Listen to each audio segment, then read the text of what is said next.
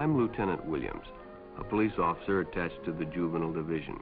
I'm on my way to Monroe Junior High School to talk to a group of young people. That looks innocent enough, doesn't it? Lots of young people hitchhike. Seems like a good way to get from one place to another. But sometimes there are dangers involved that never meet the eye. Let's take the case of Jimmy Barnes. Jimmy played baseball all afternoon, and he didn't feel like walking home, so he decided to thumb a ride.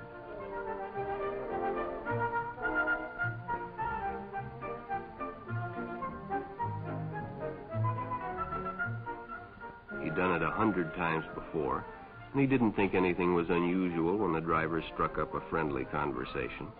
In fact, he seemed like a real nice guy. He asked Jimmy if he played baseball in the park often.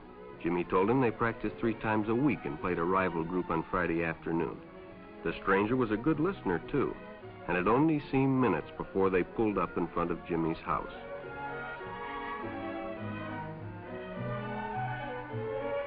When Jimmy got out, the stranger gave him a friendly pat. Then he told him he'd see him again, as he always drove by the park on his way home.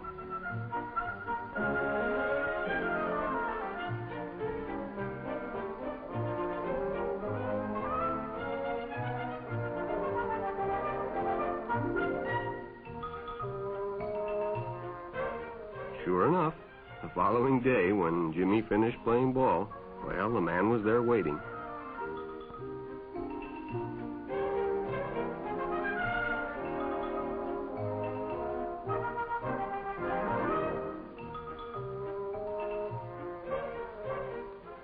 They stopped at a drive-in, and the stranger treated him to a Coke.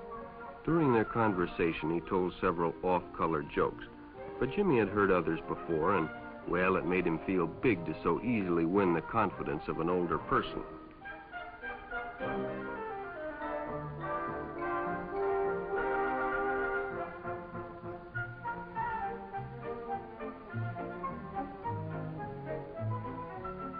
The following Saturday, they went fishing together.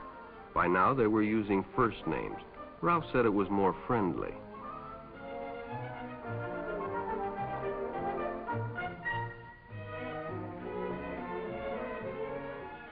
Jimmy hadn't enjoyed himself so much in a long time. Then during lunch, Ralph showed him some pornographic pictures. Jimmy knew he shouldn't be interested, but, well, he was curious. What Jimmy didn't know was that Ralph was sick, a sickness that was not visible like smallpox, but no less dangerous and contagious, a sickness of the mind. You see, Ralph was a homosexual, a person who demands an intimate relationship with members of their own sex. But by now, Jimmy felt a fondness for Ralph, and they continued to go places together. Ralph was generous and took Jimmy many interesting places and did many nice things for him.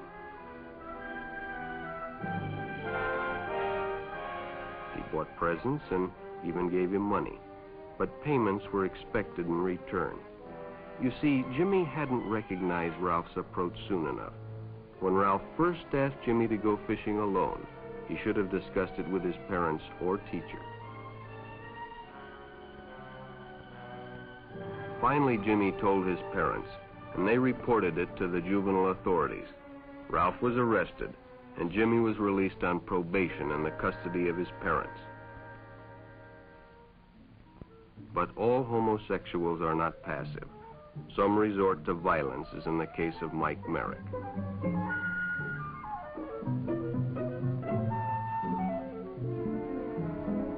In the heat of competition, no one noticed the man who sat and watched.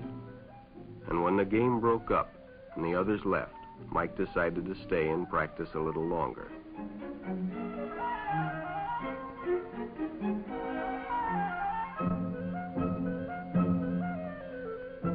The stranger joined him.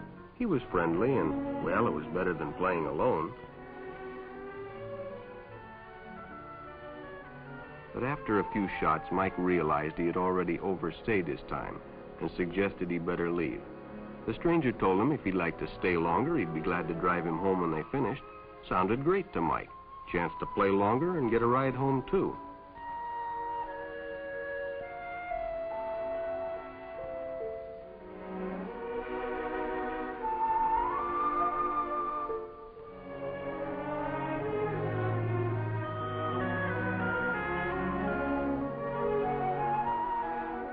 they finished, the stranger told him he'd make a fine player someday if he got lots of practice.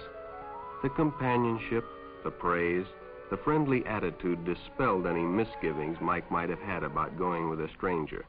He probably never realized until too late that he was riding in the shadow of death. But sometime that evening, Mike Merrick traded his life for a newspaper headline.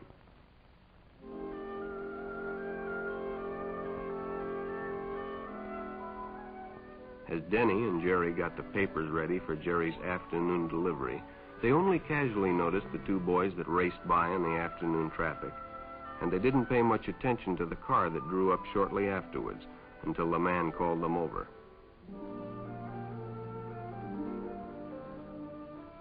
Had two boys been by on bicycles? The boys nodded they had. Could they recognize them if they saw them again? Well, Denny guessed he could. Then hop in, the man said. Those are stolen bikes. Without giving it another thought, Denny got in and the car sped away. Jerry watched. He'd been told many times, if a friend got in a car with a stranger, to write down the license number. It didn't seem to apply, but, well, fortunately, he marked it down.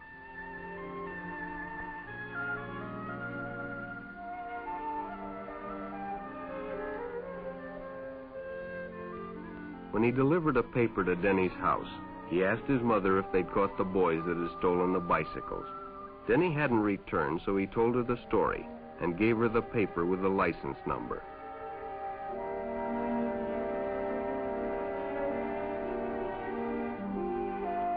Being a careful parent, she decided to call the police. Jerry supplied the necessary information, and the stranger's car was quickly spotted. It was a good example of how important it is to always get the license number and description of any stranger who takes a young person off alone, no matter what they tell you.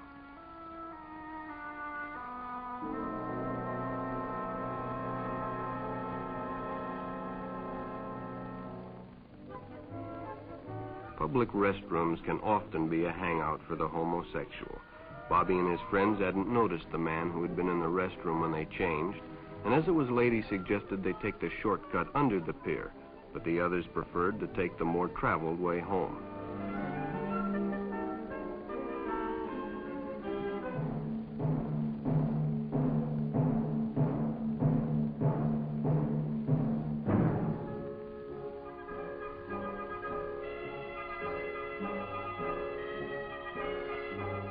When Bobby recognized the stranger as the man in the restroom, the shortcut under the pier didn't seem like a good idea at all.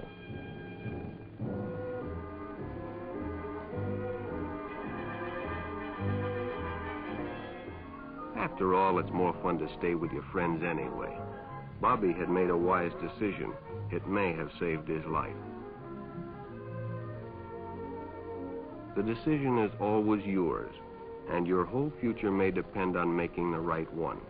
So no matter where you meet a stranger, be careful if they are too friendly, if they try to win your confidence too quickly, and if they become overly personal. One never knows when the homosexual is about. He may appear normal, and it may be too late when you discover he is mentally ill. So keep with your group, and don't go off alone with strangers unless you have the permission of your parent or teacher.